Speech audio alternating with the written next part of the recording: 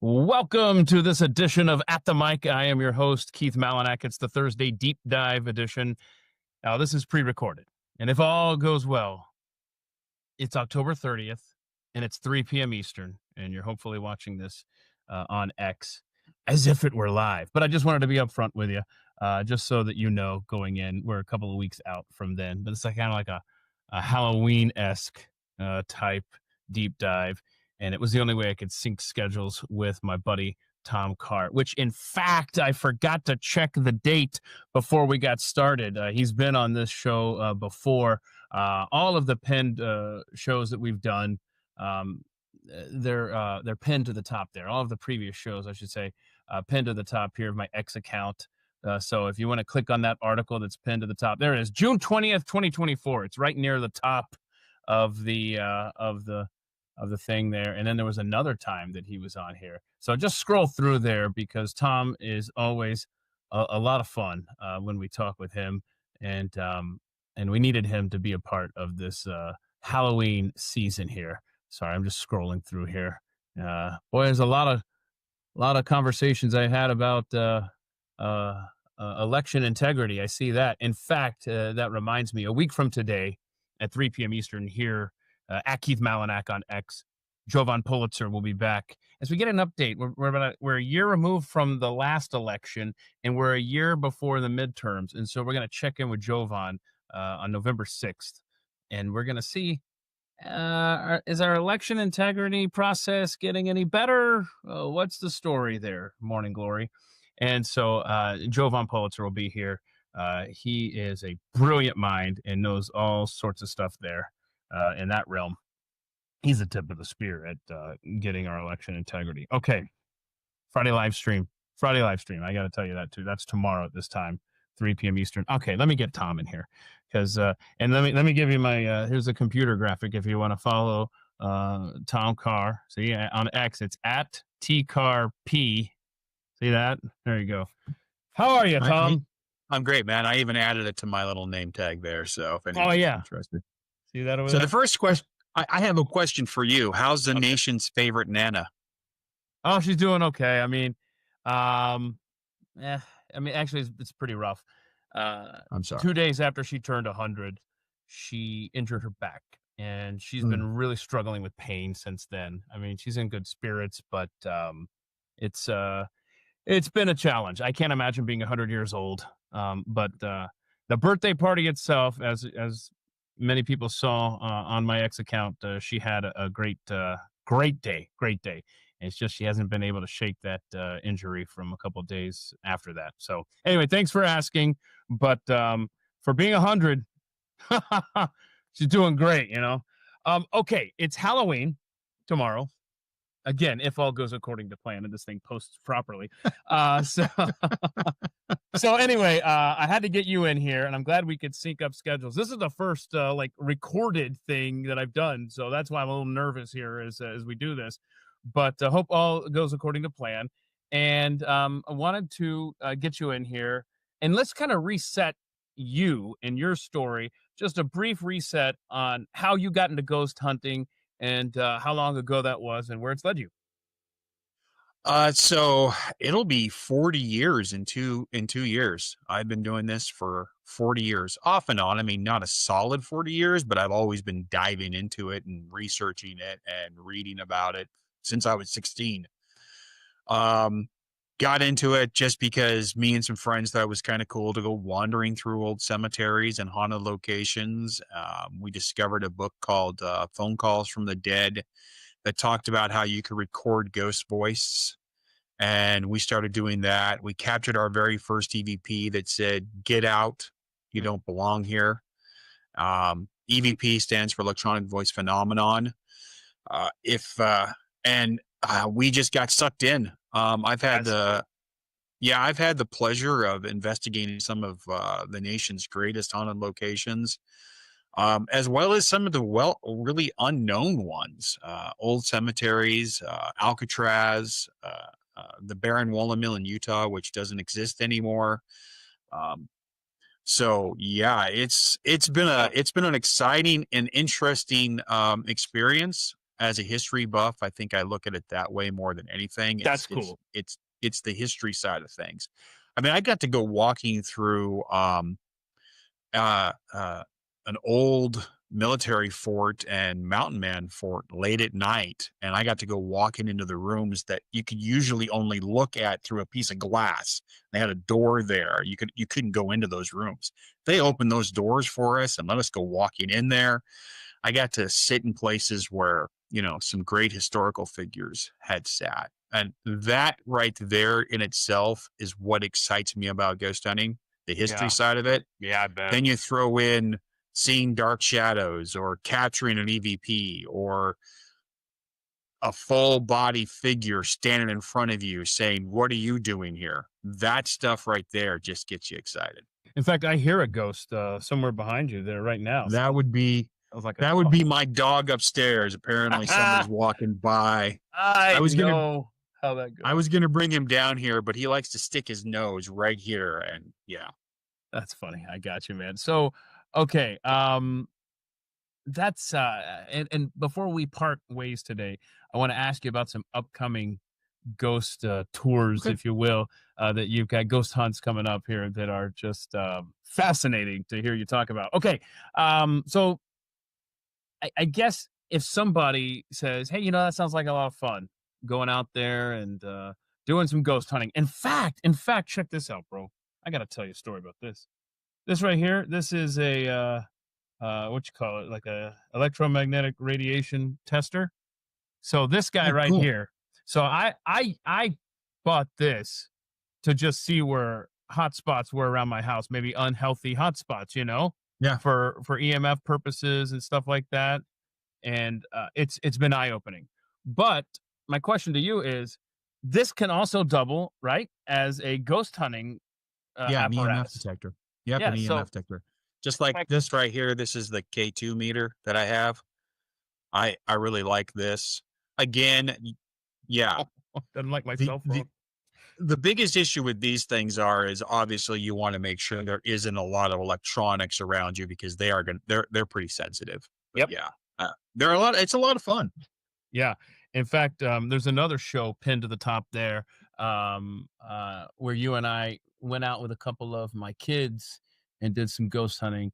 And a proper host would have planned ahead and said, "Hey, here are the dates." You know, do you remember when that was? Was it around Halloween as well? It was right. It was like the end of September because I was down in the Dallas area for a convention. So yeah, it was the end of September.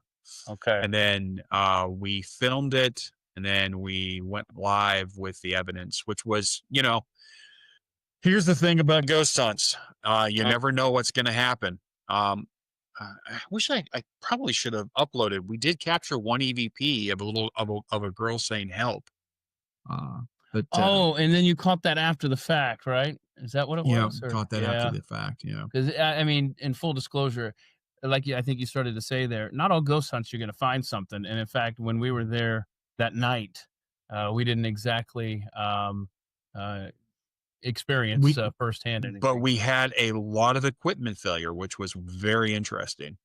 Oh, that's right. See, I have a bad memory, dude. I can't find the date of that show, man. So anyway, because you've done 2 shows then, right? Is that? Yeah, I've done 2 shows with you. Yep. Yeah. I don't know, man. And then I've been on the oh my gosh, the After Strange Encounters. Yeah, I've been on Strange Encounters, and I was on with you and Pat after. That's right, on Overtime. Yeah, okay. On Overtime, yeah. So, thank you. Wow. Yeah, absolutely. Okay, I'm just now it's bugging me. Now it's bugging me, Tom. I'm just looking. Okay, so June 20th was the first one. Yeah, shoot. Okay. Anyway, let's get into the questions here about ghost hunting. And if someone like me, I mean, obviously, I've already got. Can you hear it beeping? You got a ghost wandering around you right now. That's what it is. That's exactly what it is. You know what? That's funny because there are ghosts in the machine on a regular basis with me. Okay, if I wanted to start doing this stuff, how would you get into this? So this is actually a really good time of year. A lot of places do Halloween ghost hunts. I'm actually doing, well, since this is pre-recorded, I'm doing 2 events here in my local town. one on the 18th of October and one on the 25th. I'm doing lectures at an old barn and event center, and they have a haunted little forest and stuff. So I'm going to be doing those there, and I'll post those on my X. Anybody who's in the Missouri area that wants to come out and check out talking to me about ghosts, I'll be doing those. One's going to be free. We're doing a food drive, and then the other one's going to be my adult only, 18 and older lecture. So I dive into some of the darker stuff, which I think you and I are going to talk a little bit about today too. Absolutely. Yeah. Go ahead. But to get into these places, just Google ghost hunts. It's become so popular. Unfortunately, I think the prices are a little over the top. Mm-hmm. And if you can find a place that lets you do private tours so you can limit how many people go, it may cost you a little bit more, but I highly recommend doing it that way, because a lot of these places will say, yeah, we'll do a ghost tour. And then they have like 50 people going on these ghost tours, and they're just walking you through. And all you're doing is you're just overstepping everybody else. Yeah. So I know in Jefferson City, Missouri, they have the old penitentiary. They do ghost tours there. There are places in Colorado. The Stanley Hotel does ghost tours. As far as I understand, I haven't done it yet. As far as I understand, it's pretty limited.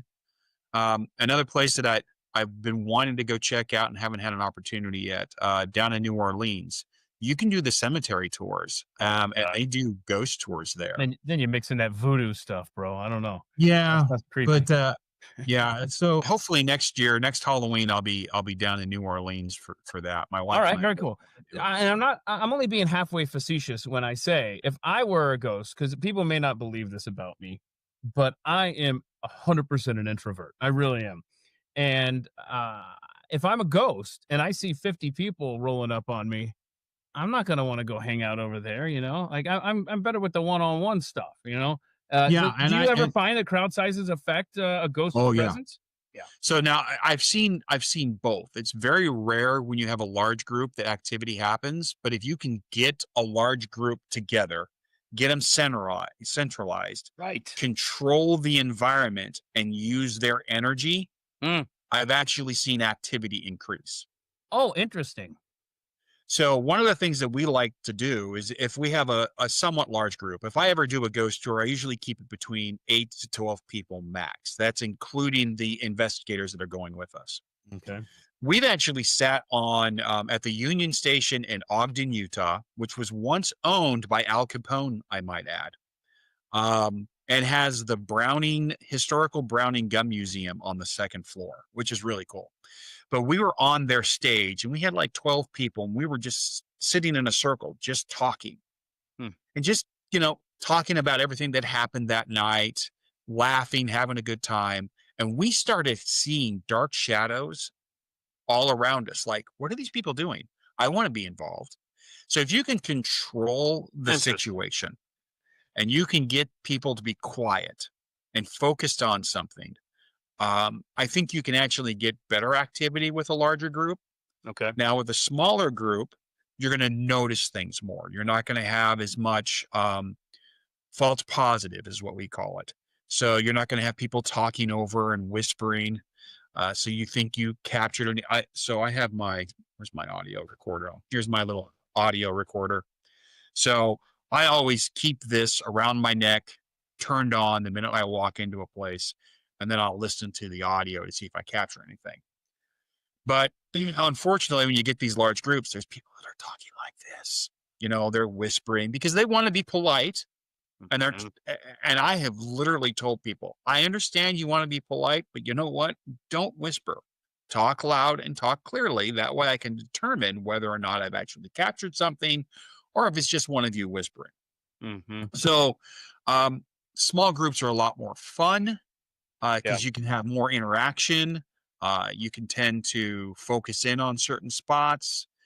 And I think the activity is probably a little bit higher with a smaller group. So, it's all up to you. If you want to go and just have fun, take your friends along and see what happens. So you mentioned the historical aspect to ghost hunting, which is an absolute draw for me. And then you also mentioned that Al Capone owned is a train station in Mhm. Ogden, Utah. And so while you're talking, I'm very interested in what you're saying, but I'm also thinking, why does a gangster need to own a train station? I bet there's a backstory there. I need to look There into is that too. actually. Oh, So okay. the Union Station in Ogden, Utah was one of the central hubs from San Francisco, California, the Uh-huh. Colorado and the Canada run. Okay. So they were bringing in bootlegged alcohol through the I love train it. station. They were Look at that. down in Ogden. Now, here's the interesting thing about the city of Ogden.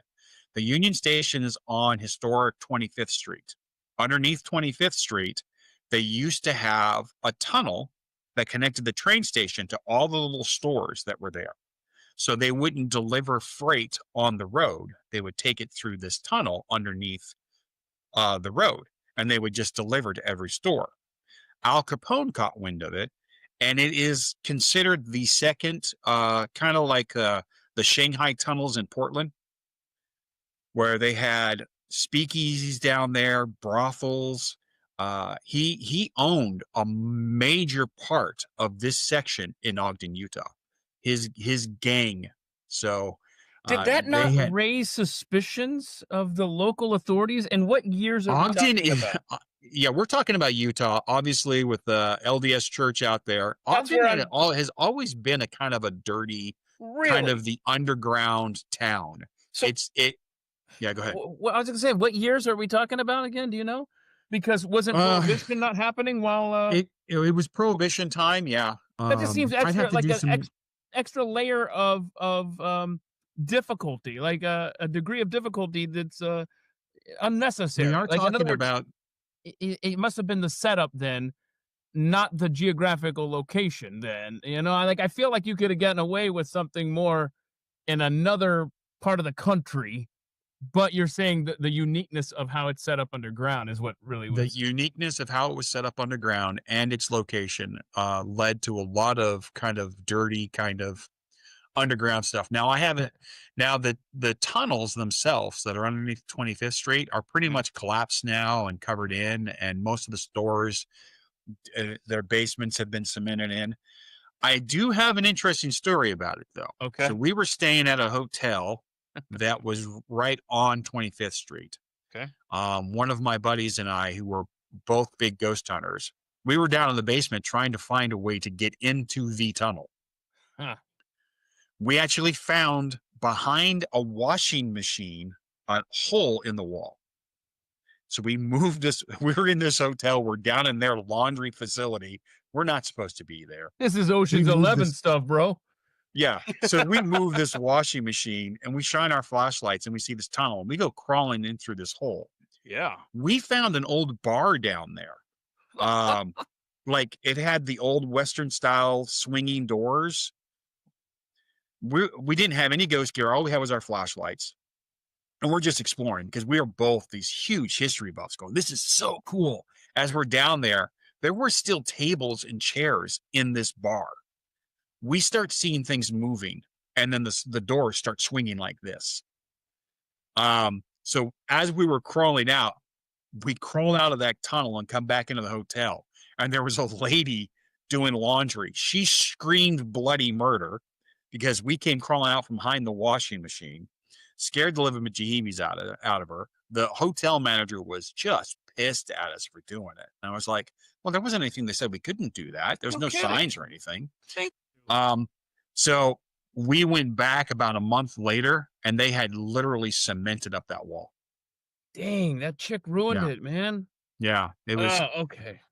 but so there's a lot down in the Ogden area. I've done a couple investigations at some of the businesses there on 25th Street, and there was a lot of activity. Mm. So that's what draws me into it, the history side of stuff. Then you throw in somebody answering questions on an EVP, or you get K2 activity or EMF detection activity, or you see a full apparition or a dark shadow. That just adds to it. That's wild. Okay, so what counts then as evidence that satisfied you as being supernatural? So I listen to everything. I'm very skeptical on everything that I do. And I have never, ever said anything I've captured is defined proof of the paranormal. You've got to decide on your own. I have some very, very good EVPs. I can link some of them on my page again, too. I know it's really hard for us to play them on your show. But on the 30th, if you go to my X account, I'll link some of my better EVPs on there on the 30th. Okay. So after this show, head over to my X account, and I actually have some already pinned, I think, on my page. I'll add some of those. But what I consider evidence is obviously a very clear voice on an EVP, typically responding to a question that is asked or making a comment about what's going on. I have a really cool EVP where a little girl, you can hear a little girl come up to us and say, "What are you guys doing? What's going on here?" How cool. That's really cool. And there So was no kids at all on the wow. ghost hunt with us at all. I misplaced your computer graphic, so I had to make a new one. Yeah, y'all check out his account at TCarP. Okay, and if you're listening, it's TCARRP. Okay, that's pretty cool, man. And because I know you have plenty of photos and stuff like that that shows some very strange things. I just posted one on my X account that I had captured at the Wendover Air Force Base. And anybody who knows history, that's where they loaded up and tested the bombs that they dropped on Hiroshima. Very historical location, just on the border of Utah and Nevada, out by Wendover, Utah. Wow, man. And it's a photograph, and it looks like a person, a shadow. You can see their face, and it's glowing, and it's moving across the photograph. I just posted on. I'll go find it on my X account, and I'll pin it to the top. That's cool, man. The thing about photographs is that they're really rare. It's very rare to capture anything on a photo. I've captured more EVPs than I have ever caught photos, and I think maybe it's just it takes a lot of energy for them to project themselves as a photograph, or maybe we're just not lucky enough to figure it out. One of the things that I've been wanting to do, and I'm hopefully going to get to do this if we can ever get into Glenn's museum, I want to set up my camera, just my digital camera, for time lapse, and just let it sit one place and do like a 30-second photo for every minute, and just see what happens if we capture anything, why the camera is just snapping away. Right. Well, if you'll recall, I mean, there was something that was caught on camera. Inside the museum at Glenn's museum years ago. That was what drew me to the museum in the first place. Because as much as I would love to sit down and talk with Glenn, as much as I love talking with you, but talking this with Glenn would be it would be a bucket list of mine. So anybody who's listening, tag Glenn Beck and say, you need to have Tom on your podcast. That would be awesome. Oh, yes, it would be. Yeah, it would be. You say at TCarP and at Glenn Beck. Yeah, we got to make this happen. Yeah, I'm constantly trying to. But yeah, I want to experiment more with photography, because I think the cameras, their megapixels and their clarity has become so high res that I'm thinking you might have a better chance of capturing now. We used to think that we caught better EVPs on old cassette players than we did with the digital. I've been slowly but gradually realizing now, and maybe it's just they've learned how to manipulate the digital better. I'm capturing clearer EVPs digitally than I am analog. So, wow. Okay. One of the other things that I've noticed, here's a great way to determine. So if you go on a ghost hunt, you have an audio recorder, and you ask a whole bunch of questions like, what is your name? How old are you? Where did you bury the gold? What's your social security number? Any of those questions that I like to ask. Yeah. If you get a response, one of the things you can look for, 99% of the time when we capture an EVP, right before you hear the EVP, there's a pop. And right after, there's a pop. Almost 100% of the time, we've noticed this. And a lot of people didn't connect this till about 15, 16 years ago when the internet was starting getting big and all these ghost hunters across the country were starting to communicate with each other. Mm. And I started talking to this guy named Russ Larson, who's a good friend of mine, who's been doing this as long as I have. And I asked him just out of curiosity, have you ever noticed a little popping sound right before an EVP and right after? And he's like, oh my gosh, yes.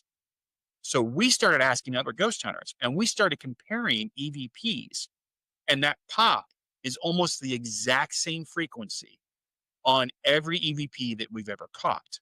And I think what it is it's them building up their energy and then expanding it to make the communication, and then it's dropping down and it's ending that communication. So it's an I love energy that theory of burst. yours. Yeah. Yeah.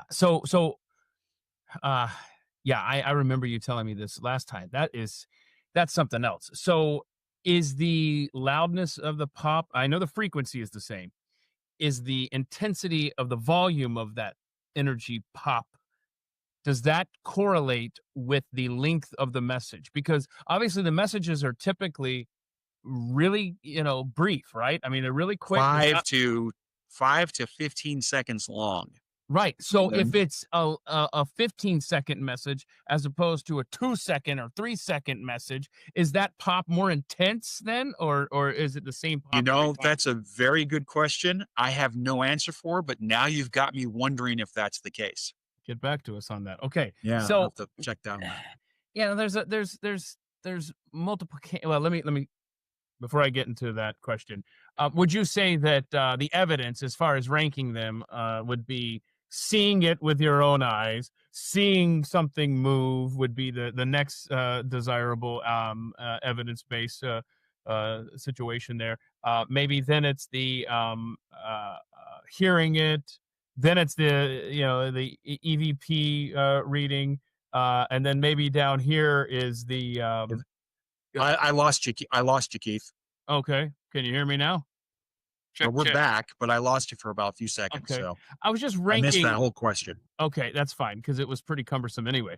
But I was just trying to say, like, if you're ranking the preferred evidence, you obviously want to see the aberration with your own eyes, and then maybe the next step would be something moving, and then maybe it's the photographic evidence, then it's the EVP or the audio, and So then I think it's the EVP. opposite. I think it's the opposite. I think it's EVPs and then movement, or one of the other things that I like to do is a flashlight. And it's funny. I actually was the first person to ever do this. So you take an old mag flashlight and you twist it so it's just not on. Oh yeah, this is good stuff. And then you ask ghosts to make the light turn on and off, once for yes and twice for no. And I've got video of this happening. I was the very first ghost hunter to ever do this. Put it up on my website at the time. Within 3 months, I was seeing it on all the TV shows. Everybody was doing it. Bro, you're a pioneer. And I'm They just didn't like, even give you well, credit. I'm kind of glad that I got credit for that. But Yeah, they didn't call it the Carr method. Yeah, the Carr method. Yeah. Anyway, so or movement. I think that would be the next step. Okay. Obviously, seeing a full apparition, it's amazing. I've had it happen. I've literally walked into a room and seen someone standing right in front of me, looking at me, and ask me a question, and then disappear. As solid as you are.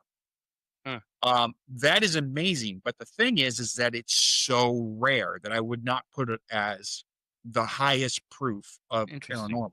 So because a lot of times I'm the only one who sees it. So if I want to prove this, EVPs are probably the best way to prove something is active in the house. If I ever caught a photograph of someone, that would be really good. But then again, we have what we call the matrix theory. So maybe the digital photograph is just capturing things that aren't really there, and your brain is just seeing something that isn't really there. You're making an image out of all the little dots. Okay. So when you walked into that room and that ghost was standing there, I got to know, what kind of a question does a ghost ask? So it was, I was 18 years old. I had to have been 18 because I had just become a Mason. I had joined the Masonic order. because I was with the youth group D Malay. I don't know if you know anything about D Malay, but anyway, it's the Masonic youth fraternal organization. I was at the Salt Lake Masonic Temple, which is extremely haunted, and we were looking for a room to hold a state office meeting. I wasn't on a ghost hunt. My buddy Bill and Bill was like, I'm going to go look over here. You go look over there. So I go walking into one of the altar rooms, and there's a guy there, tuxedo, apron, hat, full Masonic gear. And he looks at me and goes, what are you doing here? I said, oh, I'm sorry. D Malay, looking for a place to hold a meeting. And he goes, only Masons are allowed in here. And I said, well, I just got my 3rd degree. He says, show me the sign. So I showed him the sign, and he disappeared in front of me. And I went, huh. We're not going to use this room. No way, around, man. walked You down want to, to. told, but I was still kind of at 16, 17, 18 years old. I was just kind of like, now I'm like, well, that's awesome. I've become very desensitized by a lot of this stuff. but I went and told Bill about it, and he's like, where's the room? Where's the room? And we go walking in there, and he's like, this is cool. This is where we need to do it. I'm like, he didn't really want us in here tonight, Bill. That's funny. So, okay. So what level Mason are you? Are you still a Mason? I only got to the 3rd degree. Then I decided I kind of dived back into my church. I've mentioned this. I'm LDS. Yeah. So what level do you start taking over the world, though? Is that the 33rd level? 36th, I think. I don't know. Yeah, something like that. But okay. I never really, I stopped. So you can stop. It's not like the mob. You can just no drop the. Yeah, I just stopped paying my dues, and they just didn't come. Now they're not interested. Okay, so there's obvious. Well, I won't say obvious. I would say predominantly the people that I talk to that believe in ghosts are of the opinion that there is a certain spiritual element to this phenomenon, and in that vein, talk to us kind of because I know you talked to Rick Burgess about some of this. Talk about some of the darker aspects of ghost hunting and kind of the trap people get into with that. So here, this is one of the things that I wanted to bring up. I've been noticing this a lot. Because of the movies The Conjuring and The Nun, and showing these darker sides of paranormal investigation. The Warrens, who did Amityville Horror, who were in The Conjuring, 2 fantastic paranormal investigators who focused in on nothing but the dark side.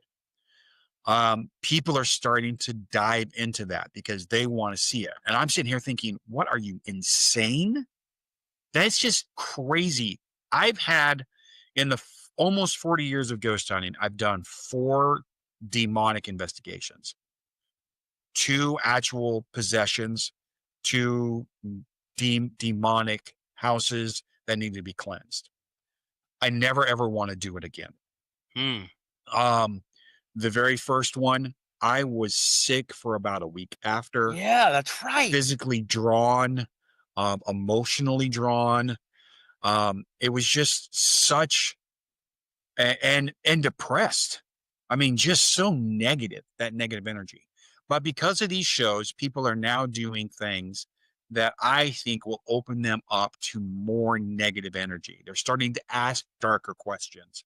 They're starting to try to find these evil entities because they see the movies and they think, well, that's cool. I want to do that. And I'm sitting here thinking, no, you're going down a very dark path. It's going to lead you to something that's worse. And it can destroy lives. One of the things that I've been noticing a lot lately, and it's because, and one of the TV shows did it. It's the SD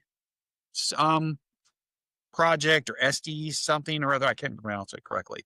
But basically what you're doing is that you have 2 people in a room. One of them is putting on soundproof or noise-proof earphones, blindfolding themselves, and they're putting a ghost box next to them. A ghost box is basically a radio that just spins through all the channels. And the theory is that the ghost box will stop on the ghost can stop on certain words to answer you. Wow. So now, I have some issues with the ghost box. I think I don't believe that they actually really work.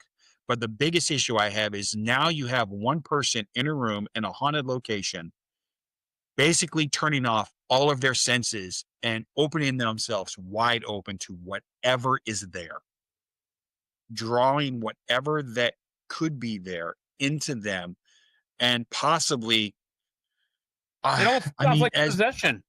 exactly possession. Um, don't do this. Don't start diving into these dark things. Again, 40 years of this, and I don't want to do it. There are people out there who specify or specifically design or have been training themselves to do this. They've developed some sort of protections. They've developed ways to keep themselves safe, and even those aren't safe. If you want to be a ghost hunter, that's great. Just don't dive into the dark stuff. Focus in on all the fun things. And for heaven's sakes, don't copy the TV shows. The TV shows are only there because they're getting ratings. If they don't get ratings, they're not going to be TV shows anymore. So they are pushing the limits. And that is dangerous for a new paranormal investigator, somebody who's never ever done this before. One of the other issues that I have too is you get a lot of these teams that are like, yep, we can be ghost hunters. This TV show is really cool. And they get 4 or 5 people together who have never ever done this. And then they get somebody who calls them up and says, yeah, I think my house is haunted. Can you come check it out? Oh yeah, we'd love to do it. And they go into this house with these people that are living. Something, I don't want to say dark, but something big happens. It scares these brand new ghost hunters who are supposed to be the professionals, who are supposed to know better, get freaked out and run out of the house. And now the homeowner's like, well, what the hell am I going to do now? These professionals were scared. What am I going to do? I really discourage new ghost hunters from doing private investigations of people's homes. I think you need at least 4 or 5 years under your belt before you start doing that. Why is that? So you can become desensitized by a lot of it. Because obviously, again, if you are so freaked out, you are now leaving these people in their home wondering, well, how dark or how evil is this ghost? And it may not be. It just may be a ghost who's like, I don't want to talk to you. You're bothering me. You're in my home. You're trespassing. So I think it could lead to more dangerous stuff. Become more experienced as a ghost hunter before you start doing these private investigations. Go to cemeteries, go to old buildings, go on these ghost tours, rent out private places and do them in. So I guess the best way for me to describe this, I think there's 2 types of ghost hunts. There's a ghost hunt and there's a paranormal investigation.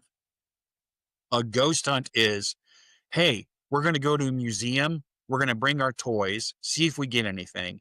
And ultimately, at the end, nobody really cares what we find but us. Paranormal investigation is, we're going to go to this location. We're going to bring our gear. And somebody wants to know what we found, whether it's an owner or somebody who works there. So you're presenting evidence to someone. On a ghost hunt, the only evidence you're presenting to is yourself and your other team members. Stay away from paranormal investigations until you've gotten a couple of years under your belt. Because 1, you could be sharing something that really isn't evidence, and you could be freaking somebody out unnecessarily on a paranormal investigation. Learn the steps to become a ghost hunter. So ghost hunting and paranormal hunting, 2 different things. Yeah, so paranormal investigation is somebody wants to know why their house is haunted or why their building is haunted. I got Ghost hunting is, we think it's haunted, go have fun. Okay, so ghost hunting is kind of like cold calling in sales. Yeah, exactly. Paranormal is, I got a hot lead. Let me go and that hot lead wants to know what we found. Okay, gotcha. All right. And I personally don't enjoy horror flicks or scary shows. I can't even stand the trailers of these things, man. And so I could see how that would open you up and kind of pave that path for you, huh? Here's an interesting thing. So I usually do September 1st, I start 61 Days of Horror. So I watch a horror movie every single day to Halloween. That's right. That's right. I got a week into it, and God help us all, Charlie Kirk was killed. I saw that video. I have no desire to watch a horror film again. I have not wanted to because of what happened. Those dark things open us up, and then when we see it in reality, I think it snaps us back into place. Interesting, man. Gosh. Okay, so you talk about opening us up to these dark forces. Because if you believe there is a spiritual battle happening around us, a warfare is happening around us, then you have to um, just I would imagine, right? Just by common sense, okay, if I think that there is spiritual warfare happening around me, then clearly there are dark elements around me. So are Ouija boards harmless fun that teenage girls do on the weekend at a sleepover party, or is there something really sinister there? I think it can lead to sinister. Whenever somebody comes up to me and says, well, I don't like Ouija boards, they're evil. And I'm like, okay, why do you think they're evil? Well, when we were teenagers, we sat in the basement with all the lights off, candles around us with a Ouija board, and we asked if Satan was real.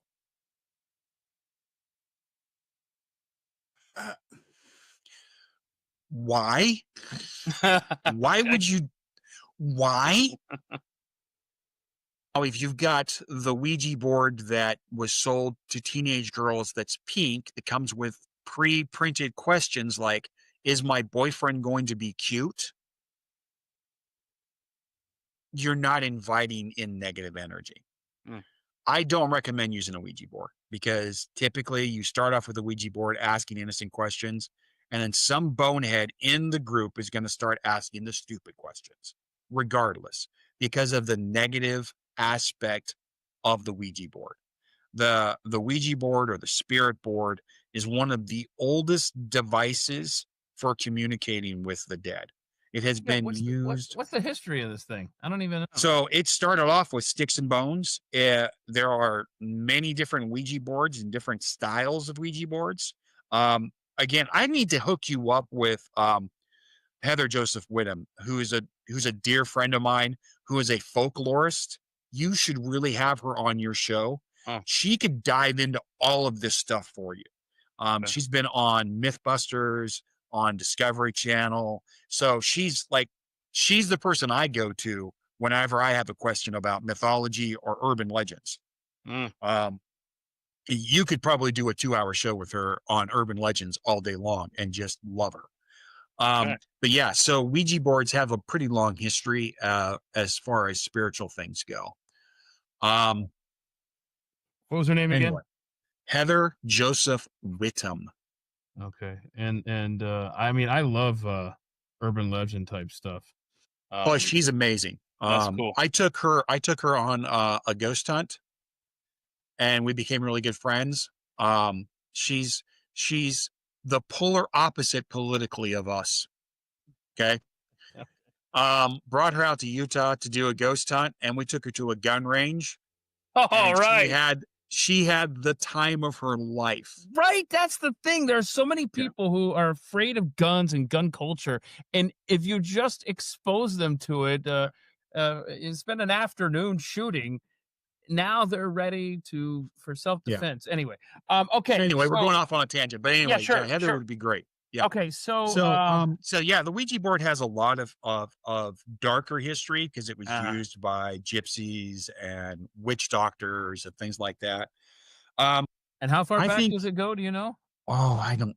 You keep talking. I'll look it up. Yeah, centuries. I mean, it's pretty old. Like I said, I personally, if I remember correctly, it was the first kind of spiritual device used to communicate with the other side. Mary Lincoln was huge into the Ouija board and the seances. Some of the other kind of goes back to the so gained popularity in the Civil War, but during the spiritual and occult. The first one that was sold was 1886. So that's interesting though. But yeah, it gained popularity. It started before the Civil War, but it became popular around that time, which is, kind of lines up with Mary Todd. Boy, interesting. Sorry, continue. Yeah. Some of the other things that I think you should avoid, obviously asking certain questions like, is this the devil? Or I want to talk to a demon, things like that. Avoid that stuff. Hey, one of the other things, we got a demon with an earshot. Hey, come over here. We got a group in Texas wants to tell me. One of the things that I also tell people is imagine you're in a giant hamster ball. Okay. That hamster ball's around you. Drill some holes in it so you can breathe. Okay.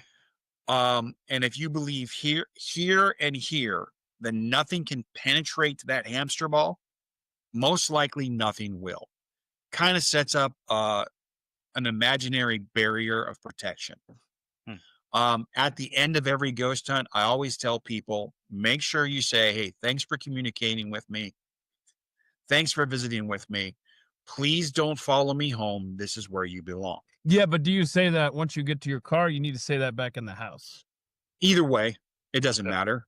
All right, because what's the whole getting followed home thing that? So I've actually forgotten to do this several times. I love this story. Tell us, man. So we were at Merker Cemetery and had an extremely intense night. Dark shadows. My gun in my holster got wiggled. Literally physically moved. It was an intense night, and it was a lot of fun. I took 2 authors with me. One of them was named Paul Janess, and the other one is a New York Times bestseller. His name's Larry Correa. He wrote Monster Hunters International. He's doing American Paladin right now. So he's this big, huge monster of a guy. We freaked him out. But anyway, it was a really cool night. I get in my truck and I'm driving home, and I look in the rearview mirror and there's somebody sitting in the back seat. And I went by myself. Almost lock up my brakes, stop, pull over and go, hey, listen, I just saw you. I appreciate that. You need to go back to the cemetery. Don't follow me home. It takes a lot to freak me out.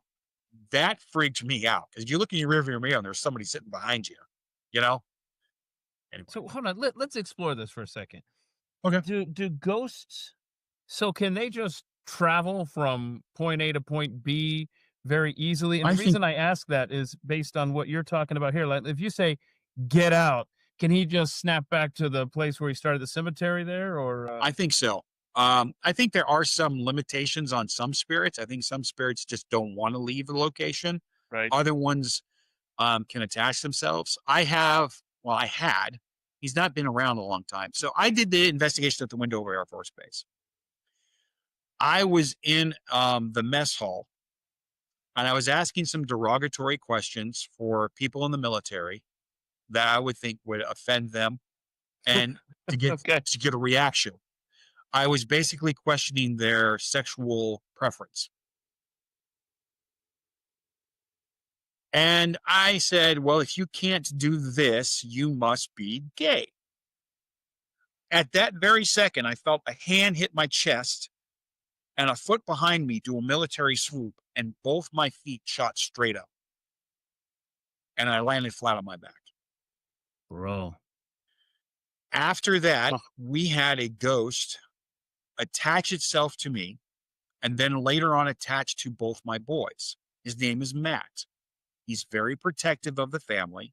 I actually had some psychics tell me several, not just one, not just 2, I think it was 6 or 8 different psychics say, I don't know what ghost is attached to you, but he's related to you and he's very protective. We didn't know his name until my son at the time was 8, and I bought him one of these. It's my old digital recorder. I bought him one like this so he could have music and MP3s.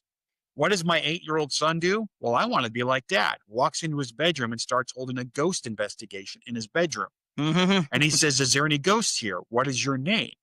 And very clearly he gets an EVP that says Matt. we were in a brand new spanking apartment complex. It wasn't like it was old and haunted. So we believe now Matt isn't attached to me, but he is with my son-in-law, or my son and my daughter-in-law, and he watches over our grandson because they've had experiences in their home where Sawyer, my grandson, who's blind, will just sit and stare at a spot, and their dog will sit and stare at a spot in his bedroom. So we believe Matt is very protective, and he followed me home. And some reason or other, we're genetically connected, and he just feels like he's got to protect us. So you don't know how, just based on. I don't know how. Yeah, I mean, I've got I've done some family history, and there's some Matthews in my family history, but none that would be connected to the Wendover Air Force Base that I can find. Wow. Okay. That actually reminds me, Kelly, who does the Barfleet episodes with Brad and myself every couple of months. I have asked her the next time we get together on December 11th. I want her to go through, because I just realized, I just learned recently that she has throughout her life had 5 ghosts hanging out with her, and they've kind of, I guess, dropped off as she's gotten older. And it's just wild, man. It's just wild. Hold on. Do you know what kind of blood type you are? O positive. All right. Because her theory is something to do with Rh negative. No, yeah, I'm O positive. Okay, just checking. All right. So and that's an interesting question, though. I kind of would like to talk to her about that myself. Yeah. Yeah. Seek her out. It's Kelly for Freedom on Twitter. I'll take a look and here we go. See, I found her computer graphic too. There it is, Kelly for Freedom. Yeah, I will look her out. So. Okay, but I do believe that spirits can. I mean, we have guardian angels. We have family members that check in on us. I'll share one of my favorites. This is maybe I've shared this before, but I was doing a ghost hunt at the Salt Lake City Cemetery, which is probably one of the oldest cemeteries in Salt Lake City. I always like to go to these places before we're doing the investigation, just to kind of wander around so we don't accidentally fall into a hole or get hurt or anything. So I'm walking down this one road, and I see this older man sitting on a tombstone. And I go, "Hey, how are you?" And he says, "You can see me?" And I stopped and I turned and I looked, and he's gone. Just like that. Like, I'm coming back here as soon as it gets dark. So we go back there and we start doing an EVP session. And I asked the question, "What are you doing here?" And I got an EVP that says, "I'm waiting for my family." So we looked at the date, and it was close to the day that he died. So is he coming to visit his gravesite every year to see his loved ones who are visiting his gravesite?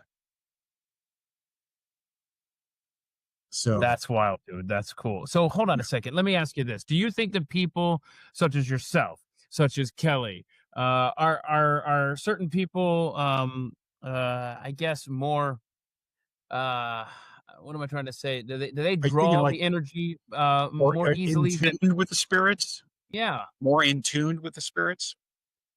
What do you think of that? Yeah, I think so. I also think too that I believe in an aura energy. We all are giant boxes of giant batteries.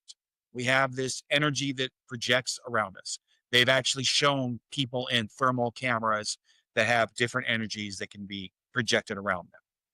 I think there are some people who have an energy that ghosts are naturally attached to. For one reason or another, they say, well, that person's going to be more willing to listen to me than that person.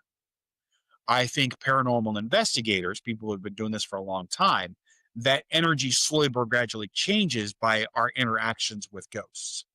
So when I walk into a haunted location and you walk into a haunted location, I've been doing this so long, ghosts are going to say, "Ooh, that guy right there, the short, fat, bald one, he's probably going to be more willing to listen to me than the skinny, bald guy."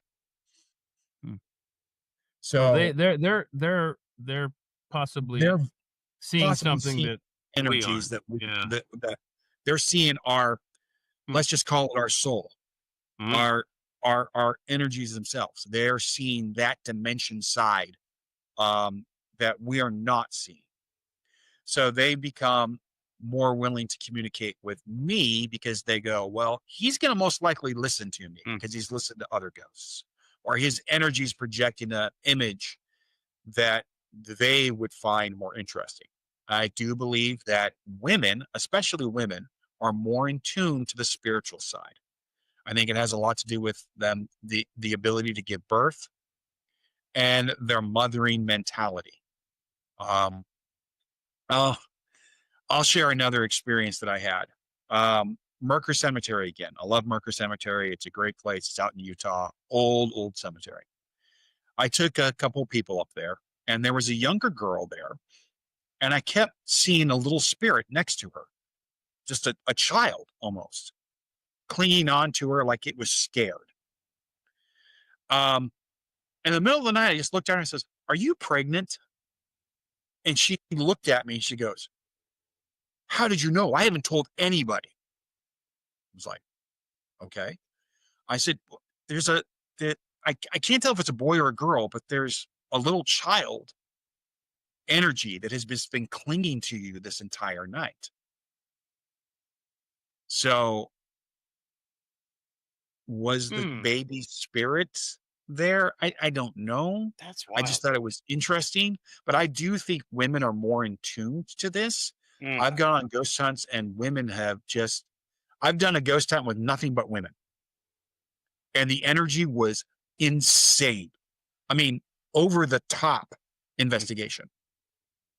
They're more willing to accept it. They're more willing to listen to it. And I think men are naturally skeptical and women aren't. So maybe that has something to do with it as well. Okay. Tell us about a couple of these ghost hunts that you're about to go on. These sound like fascinating locations, even if there are no spirits present. So obviously this is pre-recorded. I'm not going to see it. So I'm doing one on the 11th of this month. I'm going down to the Mark Twain's National Forest. And where's that? It's in Missouri. Okay. I found this old cemetery. I'm a photographer. I like to take pictures. And I saw the pictures of this old cemetery and I went, ooh, this place has just been overrun, hasn't been taken care of. I bet it's haunted. So me and my dog are going to go down there and hang out for the night on a little camping trip. I'm going to bring the gear. I'm going to bring the camera, take some pictures. Oh, let us know, man. And then I've got a couple other that I'm working on. My wife and I are planning on going down to the Crescent Hotel in Eureka Springs, Arkansas in January. This place apparently is extremely haunted. I had somebody tell me that him and his wife were there all night long. They had lights coming on and off. The bathroom light kept turning on. They had doors opening to the point where his wife was like, "We need to leave. I can't sleep. This is not fun."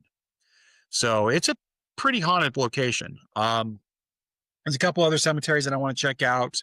And there is a place that I've been working on. It's in Nebraska. It's an old house that has some really good history. The owner is very reluctant to let me do it by myself. I'm slow but gradually trying to talk him into it. I keep telling him, like, I reached out to him. I said, "Yeah, I'd like to investigate this house that you are." He's like, "Oh, that'd be great. How many people are coming?" I said, "Well, just me." He said, "Huh? Just you?" I'm like, "Yeah, just me." "Yeah, I don't know if I could let just a single person in there. Won't you be scared?" Oh, man. No, not at all.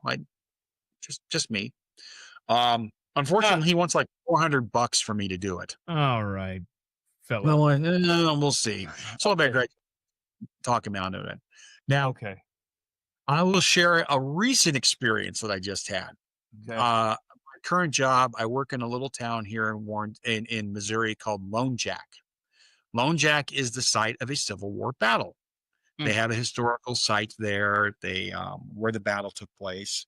There's an old, and I'm going to go work on trying to get into this little hotel that they have there. One of the guys I work with says, "You need to go check out this coffee shop. They've got really good food." So I wandered. I thought, okay, I didn't bring lunch today. I'll go check it out, see what it is. No, I did not order coffee for all us Mormons. I didn't get coffee. Um, I I walked into this building, and the minute I walked in, there was a ghost that was like right here, just sucked right onto me. Dang. And then I walk up to the counter to place my order, and in the far corner, I could see a little child huddling in the corner. I could just see the energy of that little child. I'm in here for about 20 minutes waiting for my food to get cooked and prepared. And I'm wandering around, and that thing was on me the entire time. What was its deal, man? It wanted to talk, and I was just trying to ignore it because I just didn't want these. First time I walk into a business and you see some crazy guy talking to himself, they're never going to let me in. So I go back to work, and I walk in, and the guy who told me about the place, I looked at him and I says, "That place is as haunted as all hell." Yeah. What? I said, "Oh, there's 2 ghosts in that building. There are 2 ghosts in that building. One is projecting himself as a little child or as a child, and the other one's, I want to say, 18 to 20s. And he's like, "Sure." And I'm like, believe me or don't believe me, I don't care. I'm just telling you that place is haunted. So he goes in the next day and he tells the owner, "Yeah, my boss came in here and he said there's 2 ghosts in there." The owner went completely white. And she's like, "How does he know that 2 people died in this building?" Wow, man. Oh no. Back in yet? I'm going to go back in and start kind of building a relationship with them. Right. And Yeah. see and investigate the place and see what I can find. But yeah, that was pretty cool. Let me run a few things by you. That is very cool. Keep us updated on that. The house is on the battlefield. Oh, bro. That was a hospital, man. Like, Or They something, turned- yeah. they turn houses next to battlefields into makeshift mass units, Okay, so I have 3 things for you. Number 1. Okay. Have you ever been to Massachusetts? I have. I've visited, but I've never had the opportunity to ghost hunt there. Okay. Like, and I should have had an example already, but I didn't know we were going down this road. In Lexington, Concord, Boston, all these really, really old OG American towns, they have those stereotypical creepy old cemeteries with the rudimentary headstones that are 300 plus years old, with the wrought iron fence, and you're just waiting for the black cat to stand on top of one of the tombstones at night type thing. They have those. Those are the places Tom Carr needs to go with his equipment. That's the one thing. Yeah. Okay. Yeah. We were going to go down to, because of the new job, we had to change some plans, but my wife and I were planning on in New Orleans for Halloween. So I had to cancel that trip. So hopefully next year we'll be able to do that. We also want to go to Sleepy Hollow during Halloween. I would even just during autumn. I've always wanted to do those old towns during autumn because they're just gorgeous. The photographer gets drawn to them, and the ghost hunter in me is like, "Ooh, there's got to be places that are haunted." I would love to do Gettysburg. I haven't had the opportunity. It's only like a 12-hour drive from me, so one of these days I'm going to do it. One of the other places that I want to do, I don't know if you're into. I'm a big jazz and blues fan. I love blues and jazz music. There's a story of a gentleman named Robert Johnson. He is the guitarist who said he sold his soul at the crossroads to a demon to be able to play guitar. His gravestone, his gravesite is only 8 hours from my house.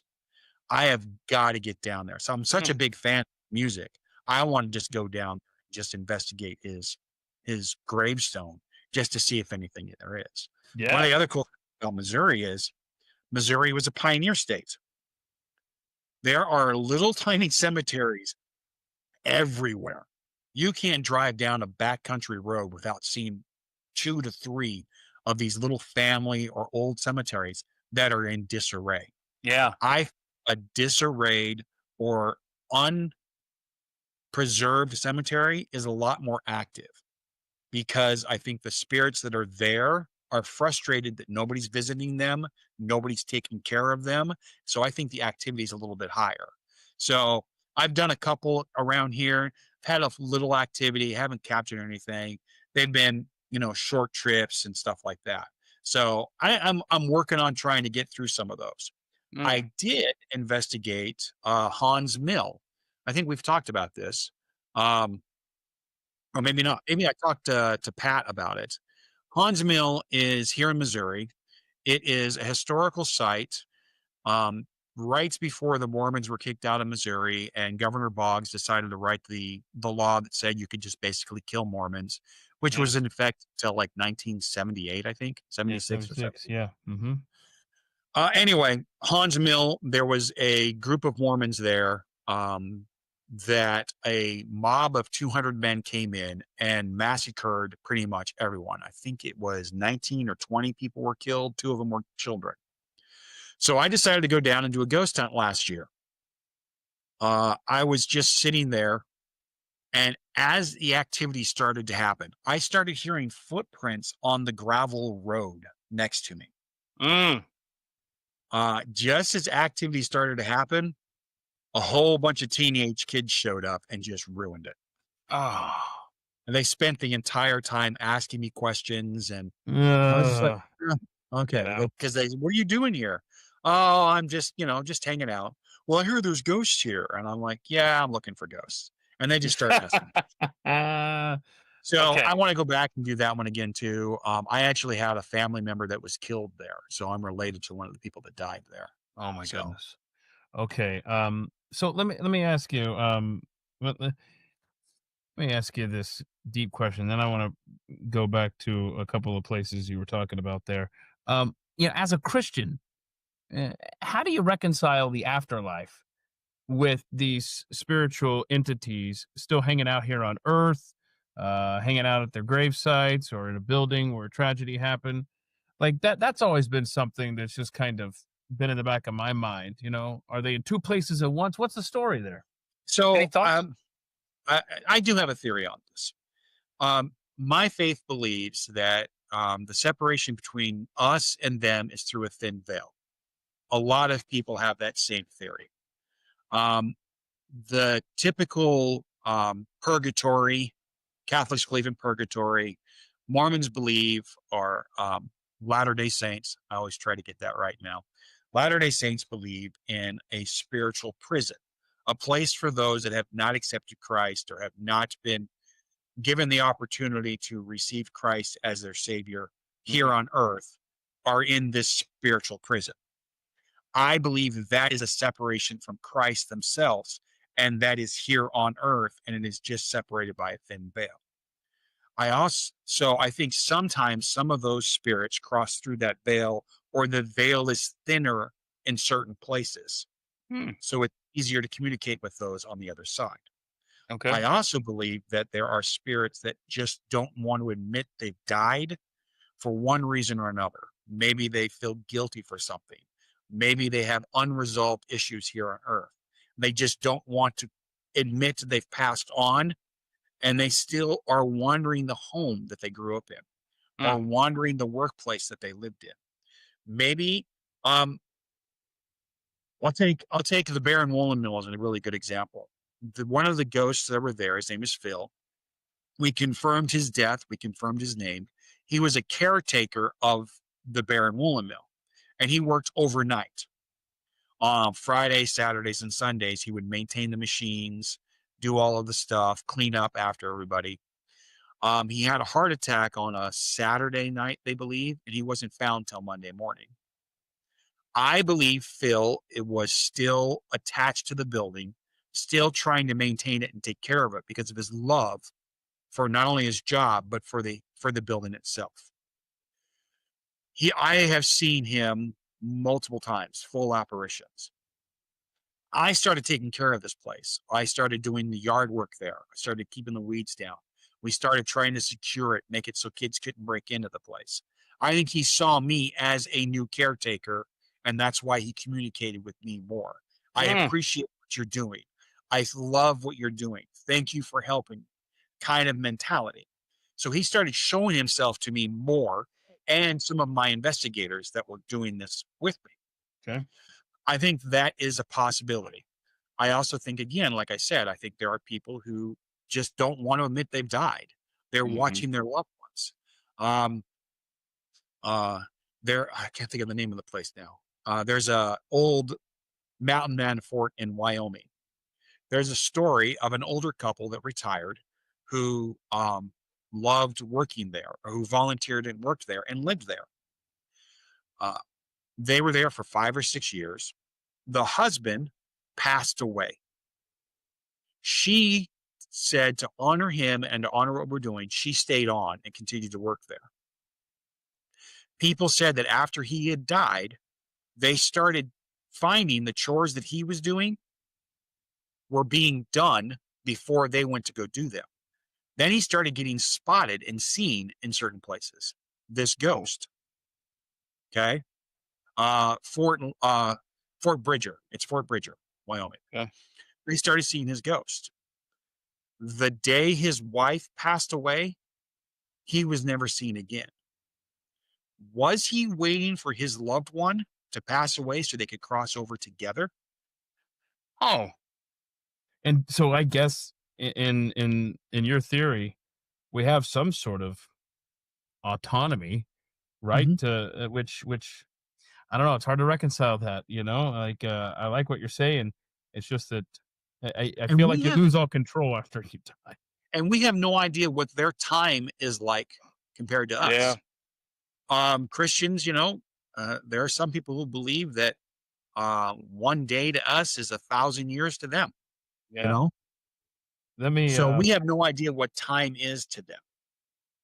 No, I understand. So I'm trying to find some stuff here for you. Am I allowed to ask what city in Nebraska you're hoping to go to that? It's Garnett. Where's that at? Or, no, Kansas. It's not Nebraska. Kansas. Garnett, Kansas. Okay. It's down by Wichita. Okay. I actually served on my mission out here in Missouri, and Garnett was one of the areas that I served at in my mission. And so I wanted to go visit and just kind of visit the old stomping grounds where I served my mission. And I noticed that there was this old house there. It's got 1856 building. It's called the 1856 house. And he does ghost tours there. I was like, oh, okay. And that's how I kind of sparked my interest. So I'm so like I said, if I could cough up the $400, I would do it. But that's kind of a big chunk of change for an 8-hour ghost hunt. No, I by got myself. you. Absolutely. So there's two old historic hotels that, as you've been talking today, I've thought about. And the first I'll tell you about is in Broken Bow, Nebraska. These are just places that you get the feeling something's going on here, and then you talk to people at the front desk, and then they confirm your suspicions. So here we go. It is the Arrow Historic Hotel and pub, I'd like to point out, and it's in Broken Bow, Nebraska. And so I'm sure the pub is the reason why you showed up there. No. actually, no. No. It was closed when I was there. No. Me and my son were on a hunting trip up there, and so we just stopped because whenever I could stop at a Motel 6, or I could pay a few bucks more and go to a place with history, like you said. I'm the exact same way. Yeah, and so we stay at places like this. And this is just, I've never looked this up until right now. And this is incredible because I just said, I figured out what hotel it was, and then I looked it up. It says this hotel has had a number of haunting reports. That's what the front desk said. They said, in fact, I think they pointed toward the pub that was closed, the restaurant bar area, whatever at the time. Anyway, it says this hotel has had a number of haunting reports over the years. A gray-haired apparition has been spotted wandering around the building after closing hours, as well as a ghostly man who likes to sit in the cigar room. The former owner of the hotel died here and is said to walk up and down the stairs to the kitchen. Other eerie reports here include furniture that moves around on its own, strange booms late at night when no one is around, and a red-haired woman who appears in an upstairs hallway. Stories say it may be the spirit of a woman who was murdered and buried in a cemetery nearby. So just for the record, neither Ezra nor I experienced anything. You just kind of have that feeling of it's not just old, it's old and not lonely. Let's put it that way. Okay, so the other hotel I want to draw your attention to, stayed at multiple times, and every time I know something's happening there. And here we go. It's in Cheyenne, Wyoming. It's the historic Plains Hotel. It is rumored to be haunted. I've stayed at the Plains Hotel. Okay, I know exactly what you're talking about. So let me read some of these experiences people have had. Creepy as all get out. I know, and I can't stop going there. What's my problem? Listen to this. Now, hold on. I will say, its proximity to the Accomplice beer. I was going to say factory. Brewery? Well, it's a brewery, but I think it has a different name. Anyway, but it's literally across the street. So that one I'm a little. Yeah, I know what you're talking about. Yeah, I've stayed there a couple of times. So I used to be a truck driver, Salt Lake to Cheyenne and Cheyenne back to Salt Lake. While I was driving truck, I stayed at that hotel several times when I-80 was closed down because of the snow. So yeah, I know what you're talking. Listen to this. Multiple reports of paranormal activity there at the historic Plains Hotel, including sightings of spirits, disembodied voices, and unexplained cold spots. Guests and investigators have noted unusual occurrences in various rooms with specific claims centering on areas like room 226. See, I don't even remember. I need to figure out what room I was in. You know what I'm saying? No. I don't know. Where a woman named Rosie reportedly committed suicide. The Plains Hotel is often featured in local ghost tours. Listen to this. We got 226, we got 244, and the fourth floor are believed to be active with paranormal phenomenon. Specific incidents include guests having reported seeing, hearing various spirits, including cowboys, gamblers, and shady ladies. A spirit known as Rosie. Okay. Unexplained calls. Did all this. Let's see. Old West. Let's see. Situated. Victims of violence. The building's history includes several victims of murder and suicide, which may contribute to its reputation as a haunted location. I mean, it goes on and on and on. But if you're listening to this and you're anywhere near the historic Plains Hotel in Cheyenne, Wyoming, holy crap! That if you're on the fence, even if you don't have an experience, like a real documentable experience, you will think, what the hell's happening here? I remember one night not getting any sleep because I kept hearing people talking and there was like a party going on. And I'd walk out of my room and there was nothing. It was dead. The minute I stepped outside of my room, it was dead silent. I walked back into my room, crawled back into bed, and I could start hearing stuff. Yeah. So I know that place. Yeah. There's a hotel. I have to look it up. But there's a hotel in your old stomping grounds in Lincoln, right downtown. I'm trying to think of that. I've been wanting to check out. Is it the Cornhusker Hotel? Maybe. I just remember because I served in Lincoln too on my mission, and I remember passing it several times, going, "Ooh, that place is haunted." And that old cemetery, there's that huge cemetery in Lincoln too. I think it's Lincoln. Is it Lincoln or is it Grand Island? There was this huge cemetery. I just remember seeing this huge cemetery, and I was just like, "Ooh, I want to check that place out." So, I will say, it might be interesting. I was just going to say the history in the Midwest states.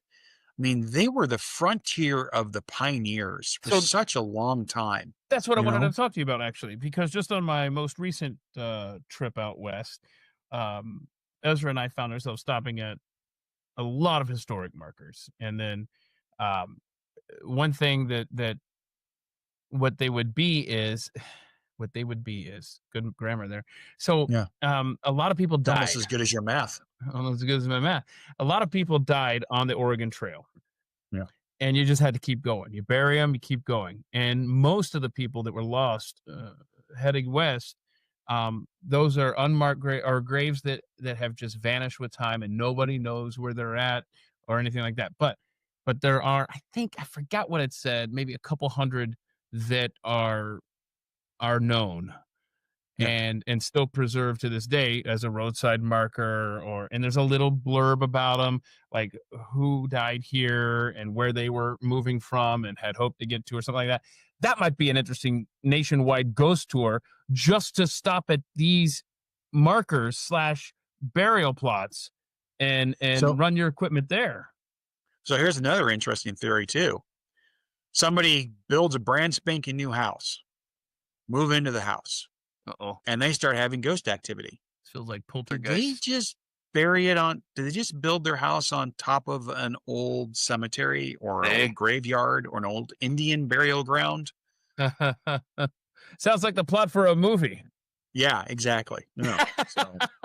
My goodness, man. It's so many things that we don't know. There's so many places. And you know, I encourage people just to go out and have fun with this. It's a neat experience. Look at the history side of stuff. Yeah. And then if you want to spend $10-15 on the one that I use, this right here, which is my favorite, it's a K2 meter. You can pick them up on Amazon. I think they're $15. And the concept is, that will work too. So is that different than mine though? Yeah, that's different than yours. Yeah. Okay. So this has got a little light on it. Okay. So, and as you can see, bring it closer to the camera. Anyway, so the concept is that you can ask ghosts to touch this. And to light it once for yes and twice for no. So that's the idea behind it. If you want EVPs, just pick yourself up a little digital recorder. You can get those on Amazon as well, pretty inexpensively. Look for one that's got a condenser mic in it, that uses condenser mics. I found that they actually pick up the audio better. I've also used an omnidirectional mic before, which it does okay, but I think it picks up a lot of background noise, where the condenser mic doesn't pick up as much background noise. You're also going to notice that EVPs are usually on the lower spectrum of the frequency. So sometimes they're really kind of hard to hear. I typically, if I share an EVP or play an EVP, it's as I caught it. There is an occasion, I have one that I really, really like that kind of explains all three of the things that can happen on a ghost hunt. I get physically touched, I hear the voice, and then I feel a cold chill right after. So all three things that can happen, which is typical. What happens on a ghost hunt is that the temperature will drop. I actually have an EVP where we're trying to make the ghost make the room colder. So we went from like 70 some odd degrees all the way down to 60 on the thermostat. We had a digital thermometer. So we dropped like 10, 15 degrees within like 5 minutes. And I said, can you make it colder? Can you make it colder? And I get an EVP that says it's too cold. So look for those things, the cold chills. You got an EVP that says it was too cold, or a voice recording? It was an EVP that says it's too cold. And it was what is email voice. Remind me, let's go back to the beginning. What does EVP stand for? Electronic voice phenomenon. Yeah, okay. So it was a ghost voice telling me I'm making it too cold for them even. So what do you think that's about? It getting cold? I think it's an energy. I think it's them building up the energy and pulling it out of the air, the molecules, which drops the temperature. So there's not as many atoms bouncing around. So I'm not a scientist. I just play one on TV. There you go. Yeah. All right. I mean, it's fascinating stuff, bro. It's fascinating stuff. And like I said, I'll post on the 30th. I'll post a bunch of my EVPs on my page. I'll pin them up so you can look at them. Some photos. I've got a couple of videos that I can post on there as well that I've shared before. I've got one where a flashlight is rolling back and forth across the table, and there's nobody near the table. It's just moving, and then the flashlight blinks on and off. It's pretty cool. That's very cool. So what you want to do is you want to follow at TCarrP, TCARRP on X, and then set the notifications so that when Tom posts something, then you're alerted on your app, and then you can go and see these videos he's going to post for us here. I guess today, because today is actually October 30th. Yeah. So here's something else too. If you're in the Missouri, Nebraska, Kansas area, you've got a place that's haunted and you just aren't sure about it, and you're interested in me coming out and taking a look at it, I don't charge. Mm-hmm. I would love to do it. Mm-hmm. You can hang out with me for the night. We can play with all of the toys that I have. We can see if we have a ghost there. And then I can share the information with you. So if you've got an old building or an old house in the Kansas City area, or I mean, I'm willing even to drive up to Grand Island. It's a little bit of a drive, but yeah. So And why at night is it more important than during the day? So I have done ghost hunts in the middle of the day. The thing about night is, one, it's cooler because it's kind of creepy. You're adding that element to it. Two, there's less false positive. There's less interference from outside noises and people. Huh. So there's less cars. There's less electronics going on to interfere with things. So, I've done ghost hunts in the middle of the daytime.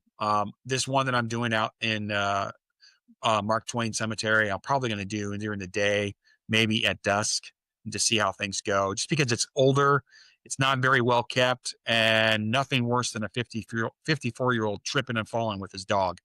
You know? Oh no! Yeah. Be careful. So I'll probably do that. Yeah, it doesn't really matter what time of day it is. If you ask the right questions, if you've got the right energy, you're probably going to get some stuff. Again, the reason why we do it at night is because it's cool. It's more fun. Yeah, it's more fun. It adds that element of spookiness to it. There you go. Which I think can actually help increase your activity. When we get a group of people that are really, really scared, their energies are higher, and I think the spirits can feed on that a little bit more. That's interesting. Okay, man. Wow. All right. Follow him at TCarP. And everything you need for this show is at themikeshow.com. If you're watching here on X, we appreciate you checking it out live. It also air at 8 o'clock tonight on YouTube and Rumble, and then it posts tomorrow morning on Spotify, iTunes, all the places there, all the links you need at themikeshow.com. So thanks to Wes for all he does over there, and thank you to Gabby for the Instagram channel at the Mike Show. If you'd like to support us, we got the Buy Me a Coffee link here at the top of my X page. There's also subscriptions for $2 a month. I have no idea what you're going to get for $2 a month. That's a work in progress continually, but I appreciate your support. Tom, as always, it has been a blast, man, and I appreciate it. I hope you have a happy Halloween as well. I will. Hey, and just one more reminder. Yeah. Let's keep me on Glenn Beck's podcast. Yeah, I need to do that. I need to send the at Glenn. You need Tom on your show, because I would just love to spend an hour or two talking this with Glenn, because I think he would be just extremely fascinated by it. That's y'all's homework assignment. Tag Glenn on this episode. Tag at Glenn Beck and make sure that he sees all the cool stuff that Tom does here. All right, brother. I hope you have a great rest of your day, and thanks for making this happen. You too, man.